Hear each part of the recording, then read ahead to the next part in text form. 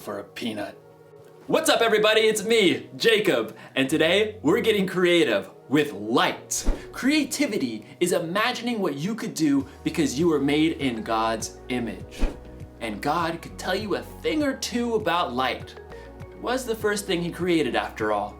Let there be light. Oh, no, too bright, too bright. Did you know that light can travel at 186,000 miles per second? If you were in a spaceship, it would take you 3 days to get to the moon. Light can travel to the moon in about a second. Fly me to the moon, let me put in the stars, and never... You can use light in all kinds of creative ways. Not only can you make shadow puppets,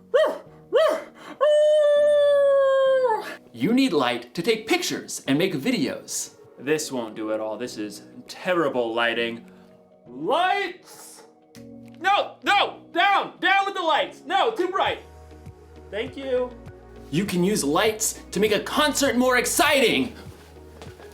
You can even use light to communicate. SOS. Need help. I'm out of chocolate. Sad emoji. I don't actually know Morse code. In today's story, we're going to learn about another use for light. In fact, we're going to learn how you and me can be the light. I can make a bee. I can make a bee.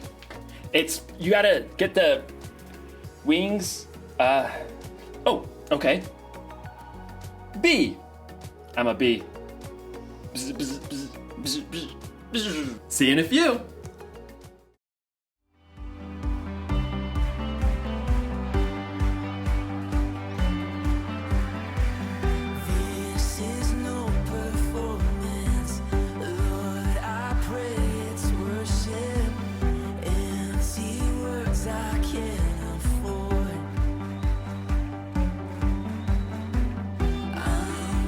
Chasing feelings, that's not why I'm singing.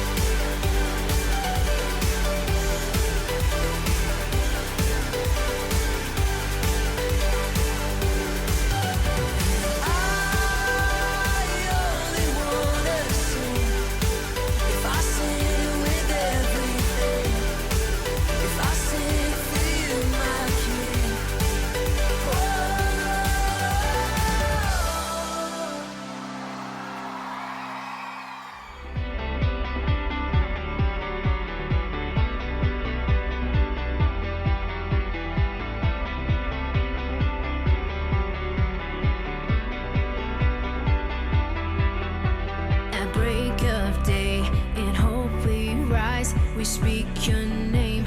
We lift our eyes, tune our hearts into your beat. Where we walk, there you'll be, with fire in our eyes, our lives alight. Your love untamed, it's blazing out. The streets will glow forever bright. Your glory's breaking through the night. You will never fade away. Your love is here to stay. By my side of my life, shining through me every day. You will never fade away. Your love is here to stay. By my side of my life, shining through me every day.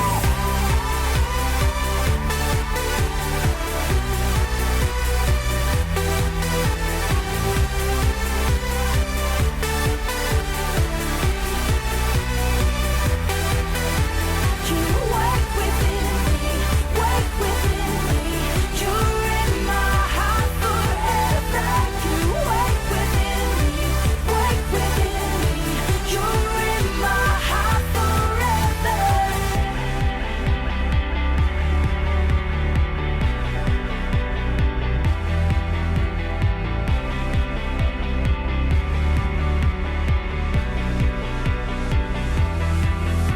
With fire in our eyes, the lives alight.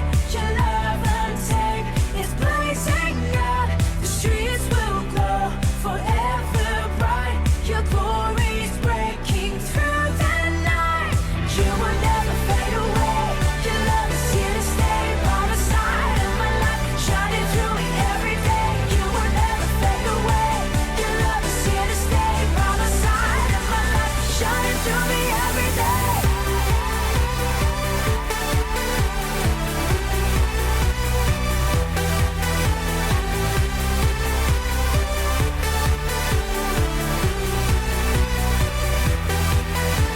You wake within me, wake within me. You're in my heart forever. You wake within me, wake within me. You're in my heart forever.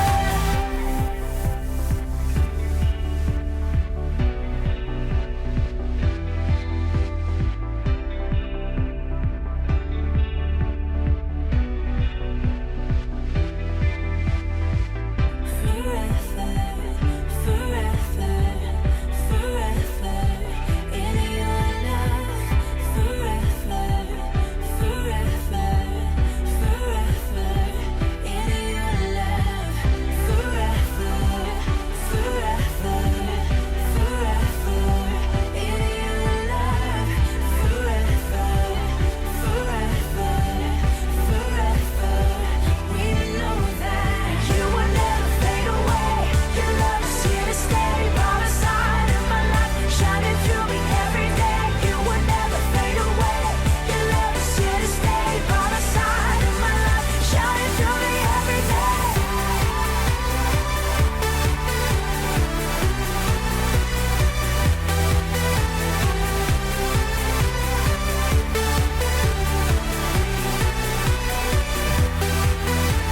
You wake within me, wake within me. You're in my heart forever.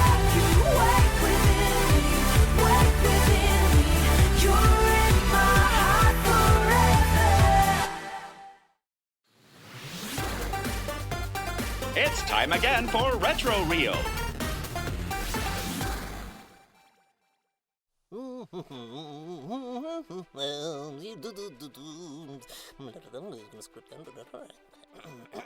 Oh, hello there. How are you?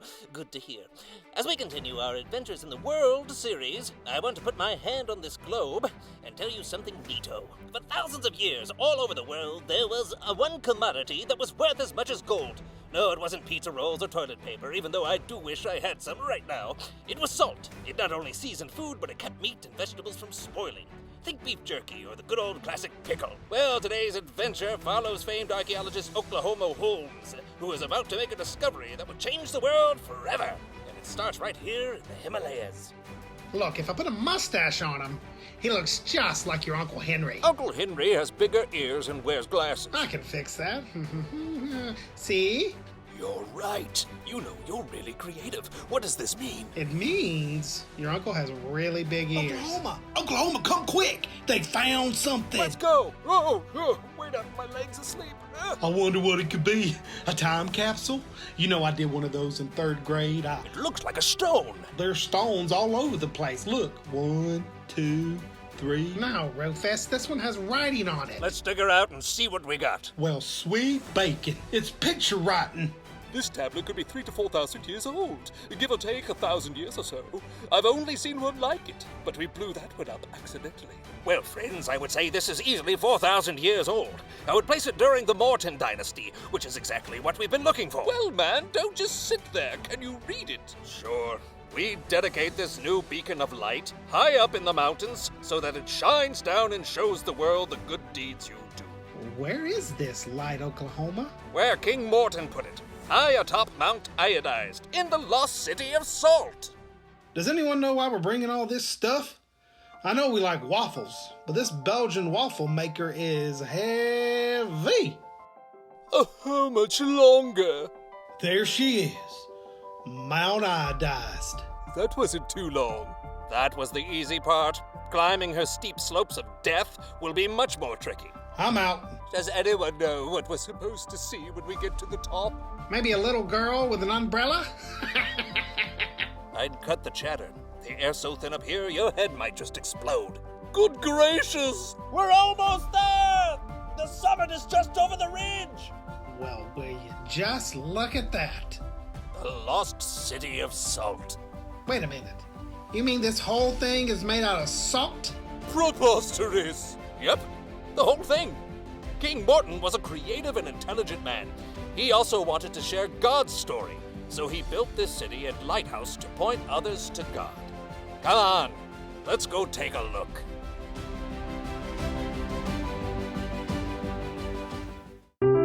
The Bible. It's 66 books of history, stories, letters, and poetry that fit together to form God's one big story. The epic adventure of how He created us and loves us so much that He made a way to rescue us. As we travel through the Bible, from Genesis to Revelation, we discover people who met God and found their lives changed forever. Now, for an amazing story, inspired by the book of Matthew, chapter 5, verses 13 through 16. Keisha Jones tied the strings of a large white apron carefully behind her back. She glanced at awe at the gleaming silver countertops and appliances in the kitchen of a cupcakery where her brother Robert worked. This is amazing.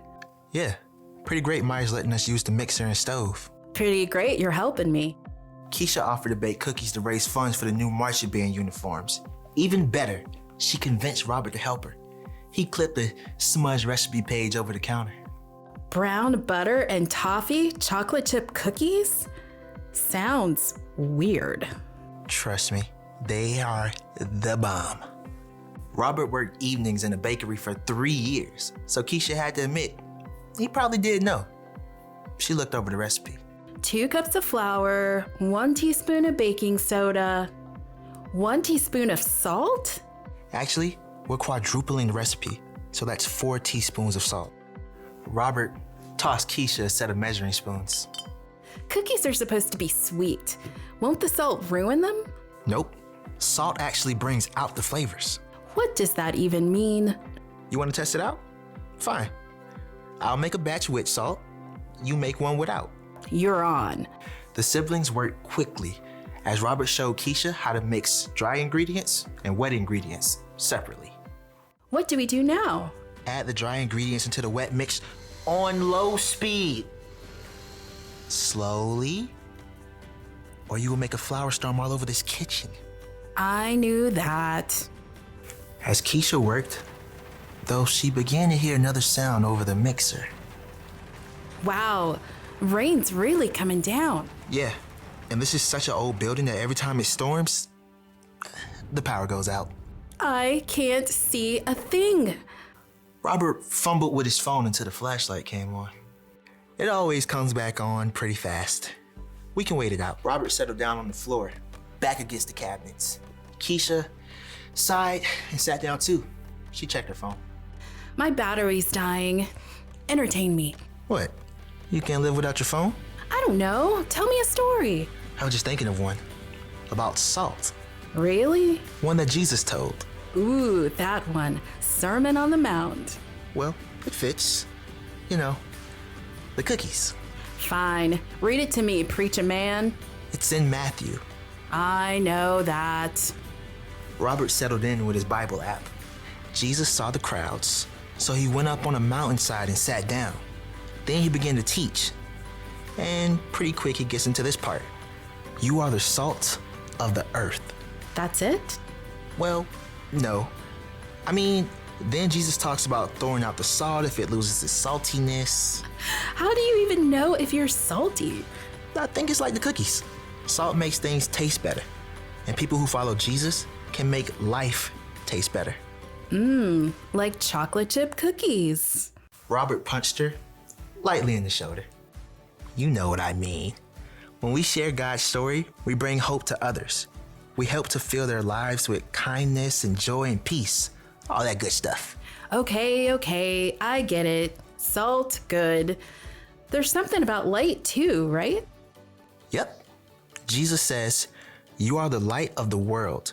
People do not light a lamp and put it under a bowl. Instead, they put it on a stand. Then it gives light to everyone in the house. In the same way, let your light shine so others can see it. Then they will see the good things you do, and they will bring glory to your Father who is in heaven. Keisha shifted, trying to get comfortable on the hard floor. So when we follow Jesus, By showing God's love to others. when we do that, others can see God better and what to do. Like a bright light. Yikes! Robert leapt up to try to stop the mixer as the power came on. Keisha stood and stretched, blinking. Like a bright light. You planned that, huh? Of course. Well played. Hey, I'm gonna put salt in my batch of cookies after all. Well played. As Keisha measured the salt, she smiled. The cookies would have came out great, but she had some thinking to do about ways she can become salt and light herself.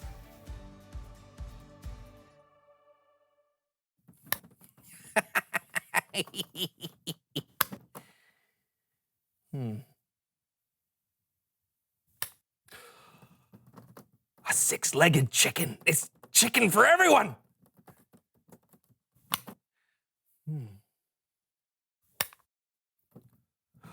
Sheep that can shear themselves.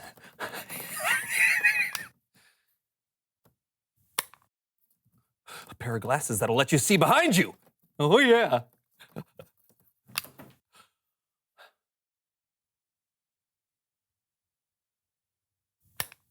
Beef jerky made out of chicken? Novels! Oh, this is the best idea yet. Ah, where do they come from? So strange. Clothes that are made from other clothes.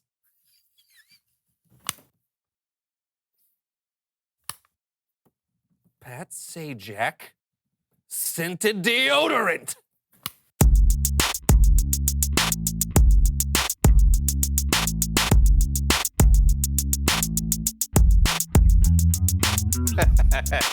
Welcome to the So and So Show. I'm Brandon. And I'm John, and we're wearing awesome mustaches. Yes, we are. Why? Because we're chefs, and every self-respecting chef has a mustache.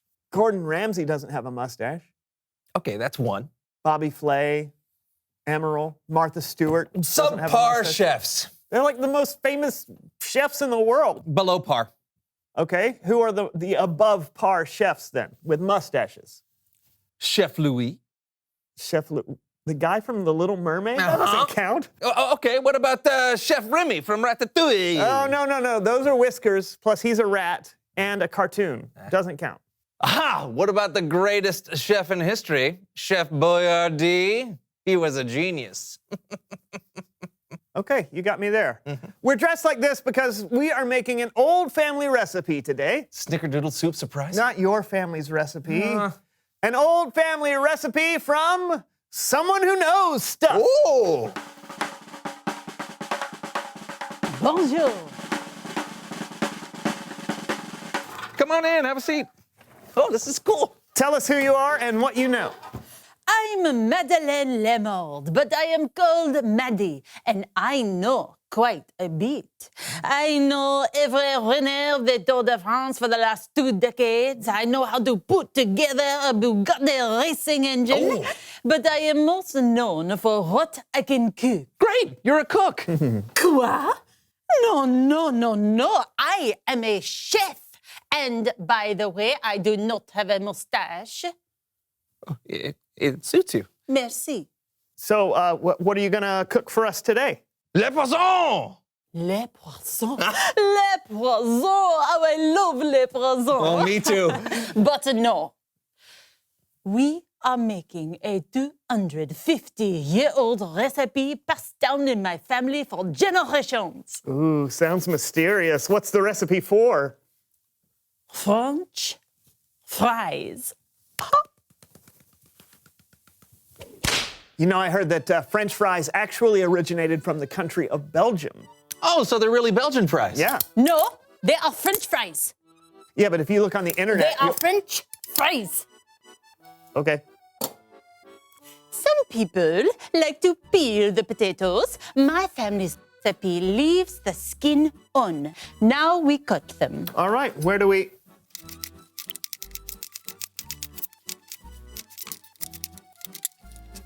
Voila. Start. You batter the fries. All right. Oh. This batter is what makes these French fries so special and so delicious. This batter is made with flour ground from the wheat kernels from the finest wheat fields in France. And then we add a precise amount of white grape juice squeezed by hand directly into the bowl. And then, of course, this batter contains the perfect blend of our secret family herbs and spices. Yum! Batter up! You put the duck fat in the pot. All right, this is duck fat? Yes, of course. What else would you cook in? Yeah, Brandon. Sorry. So, Chef Maddie, is there like a recipe or something in a cookbook or on the internet that in case anyone wants to try this at home? The internet? A cookbook? Quoi? No. This is a secret family recipe.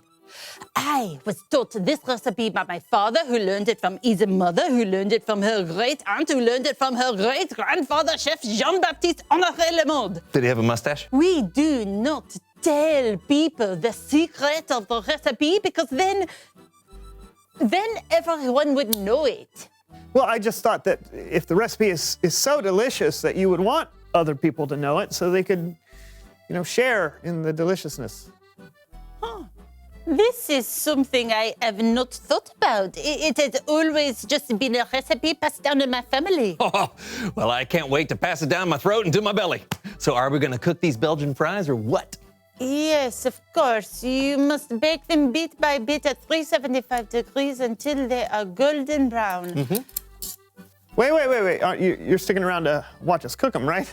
Oh, I'm afraid not. No, I do not think I can keep this recipe to myself any longer.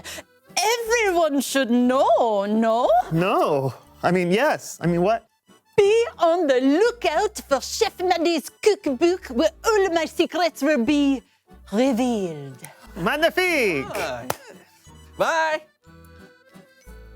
She didn't even say bye. Well, she's in a hurry. Do you want to put these in the oven? Oui. Oh, you speak French now. No. I have to tinkle. Oui. Ah! Oh! I had to tinkle and put on some skin. Ow! It's Bible story time with Kellen.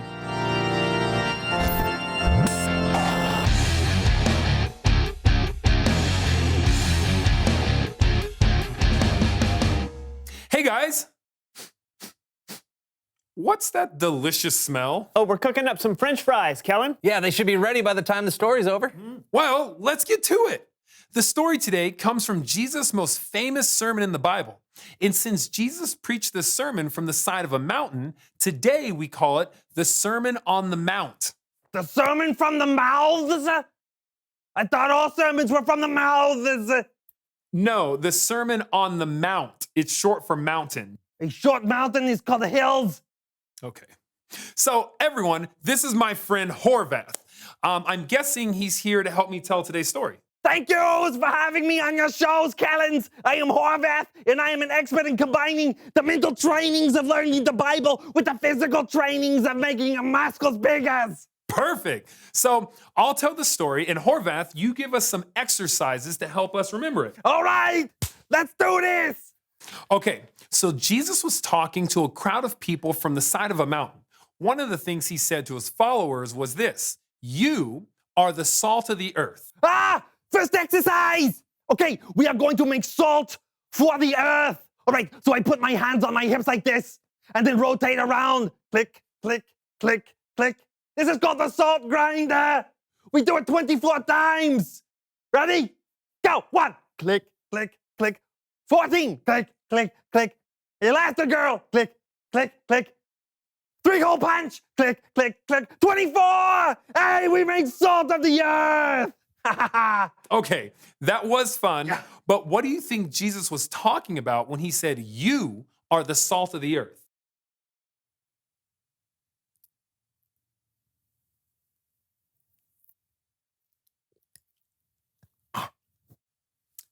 Yeah, so when Jesus said, you are the salt of the earth, I'm pretty sure he wasn't saying we actually taste like salt. But salt is used to make food taste better, and salt is used to keep certain foods fresh. So maybe if we're the salt of the earth, Jesus was saying that we have the opportunity to make the world better somehow. You see?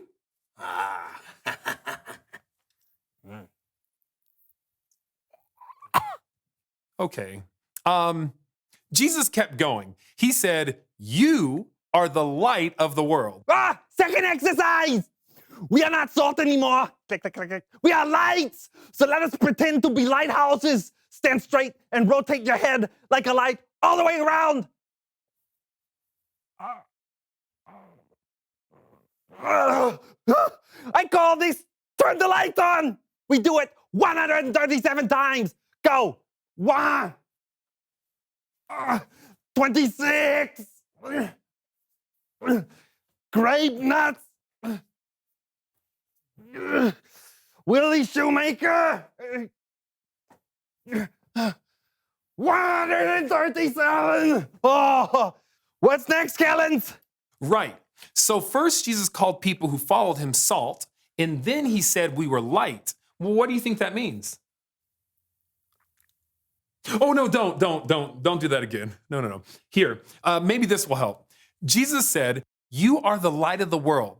People don't light a lamp and put it under a bowl, right? Right. Instead, they put it on its stand. Then it gives light to everyone in the house. In the same way, let your light shine so others can see it.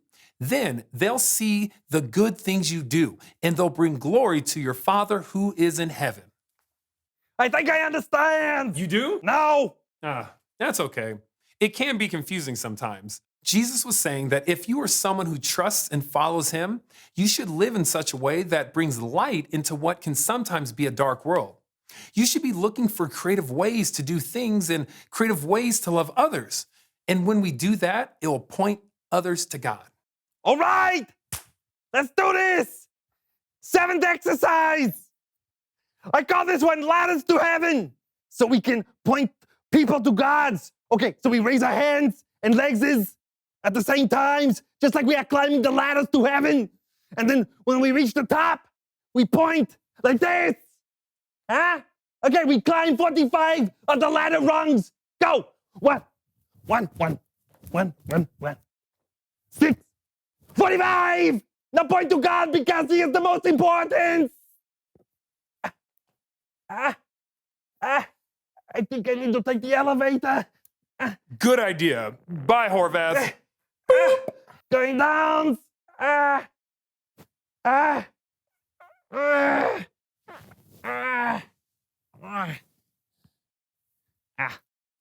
Well, just in case that wasn't clear, it boils down to this.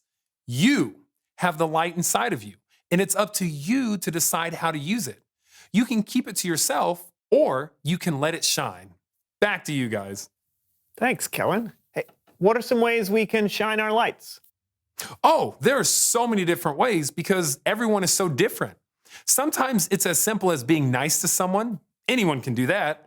But sometimes you need to use your own unique talents and abilities to point people to God. What's important is that you don't keep it to yourself. I mean, do you ever think about how you'd feel if someone didn't point you to God? I'd feel so left out. Yeah, Jesus has been such a big part of my life. I want everyone to know him. Exactly. You're the best, Kellen. Thanks for shining your light. You bet. I'll see you guys next time. Bye. Let's do it. All right, reveal the question. Who first told you about God's story? What a great question, because those were people who shone their light to us. For me, it was a guy named Brett in my senior class at high school. Oh, cool. For me, it was my grandmother. Oh, cool. For me, it was my mom when she took me to Sunday school for the first time. Awesome. Are the fries ready yet? Oh. Ooh. All right. Oh, yum.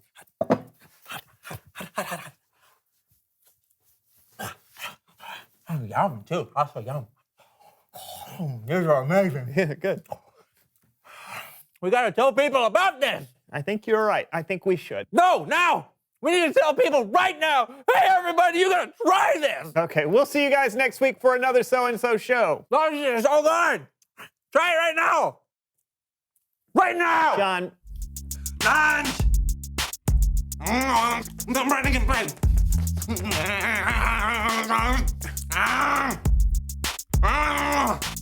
I'll be running. You do a spin. All of them.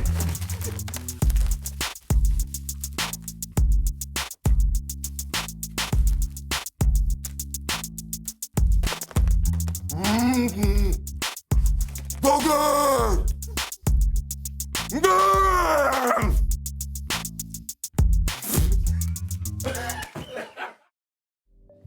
Jesus said that I am a light. He said that you are a light, and we should let our light shine so others can see it. And when we shine our lights, it will help point people to God. So, how do we shine our lights? Well, we can give someone a helping hand. Oh, goodness. Oh! We can cheer someone on. You can listen when someone else needs to talk. That's my ear. Listening. Only you can shine your light the way you can. So get creative. All you have to do is treat others the way Jesus did. Love people, serve people, and treat people like they matter. Then you'll be giving people a glimpse of God's story. You'll show people how much God loves them and how much they matter to Him. Here's the one thing to remember today. God created you to share His story. Tell people with your words what God has done, or use your actions to point people to Him. No matter what, let your light shine. I know I'll never forget that. I'll see you next time. Oh, it's too bright. It's too bright. Bye. Oh, okay.